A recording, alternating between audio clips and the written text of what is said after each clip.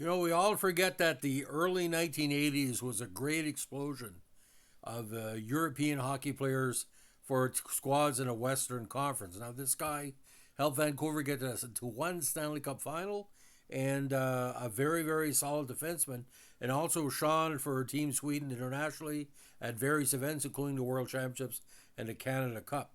Now, the native of Piteå, Sweden, who was also as part of their Wall of Fame, Lars Lingren, again, one of the most tremendously underrated skaters of his era. Now, born Lars Sune Lindgren, played with the Canucks in the NHL and a myriad of Swedish teams. He had a strong performance in the '82 Stanley Cup Finals with the Canucks, where they came within a few games of taking the title that year. Now, he started his career with the Canucks as a player in '78 after having played for Modo Hockey in Sweden. He also played later on for the Minnesota North Stars. When he left the NHL after the '84 season, he eventually played one more campaign in '85-'86 for Luleå HF of the SEL. He later became a coach of the team and courted the induction into Piteå Wall of Fame in 2006. Broken in 1971 with 6 points in 18 games for Piteå in the Swedish number 2 league. Did advance to Skellefteå AIK of the Swedish Premier League in '73. Back to Piteå in 74 with 19 goals in 23 games. From '76 to '78, he skated with Modo AIK, putting up some really dynamite numbers, averaging 12 points over 30-some games over those 4 campaigns. Now, of course, he went undrafted, and he entered the NHL as a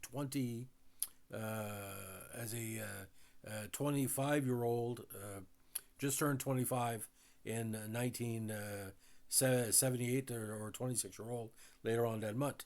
Rookie season in Vancouver, some dynamite numbers, 21 points in 64 games, and ironically, 68 minutes and penalties. He had 3 games in the postseason for Vancouver. 1980, he played in 73 contests, 35 points in 73 games, including 1 point in 2 playoff contests.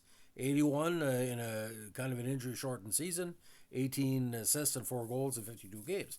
Now, 82 was a breakthrough year as part of a defensive style on the back end for Vancouver. 21 points in 75 games, including 5 goals, but a big 6 points, including 2 goals in 16 playoff contests. 83 Vancouver, another 20 points with a goal and assist and 2 points. Now, eventually found his way to Minnesota in '84, a combined season that year, 18 points in 66 games, and of course was part of Minnesota's strong playoff run in '84 with 2 goals in 15 games. Now decided to go back to the SIL and later on Piteå later on, 85 to '88 with Luleå. Again, consistent numbers, 10 to 15 points over 35 to 40 games each season. '89, he moved back to his hometown squad, played a few games, and again, player coach. Now, at the international level, he did quite well. '77, he had a goal and assist in 10 games at the World Championships. '78 for Sweden at the Worlds, 5 points. And ironically, didn't play with the Olympic side in 1980 because he was too busy with Vancouver. But at the Canada Cup, he did find time to make him back to the national squad. A very, very strong campaign. 1 assist in 5 games. So internationally for Sweden, 8 points in 25 games. Now, Rick Green is the best, reference, but he very rarely make a mistake, because with Stan Schmiel and Gradin and all the key players.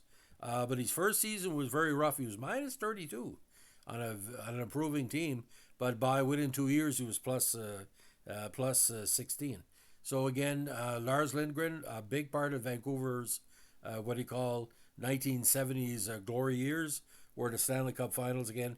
Were not to play the Islanders, who would have had a good chance probably against any other squad on that side. And very well respected internationally, and I think every recognition should go to him, because again, he was the second wave of the Swedish invasion in the NHL, and he did well. And the Vancouver fans, him and Harold Snepps, there's always going to be a good emotional place for him. He very personal player, very, very dedicated to the game, and those type of players were few and far between in the early '80s, because stay-at-home defenseman like that, a solid guy would rarely, to make a mistake. Somebody you could depend on, like I said, a Craig Ludwig style, or not like somebody that like Kevin Lowe you could depend on. So, ladies and gentlemen, that's the story of the great Lars Lingren. If you like what we're doing here with our Swedish NHL style podcast, please let us know with a like, comment, subscribe, or share.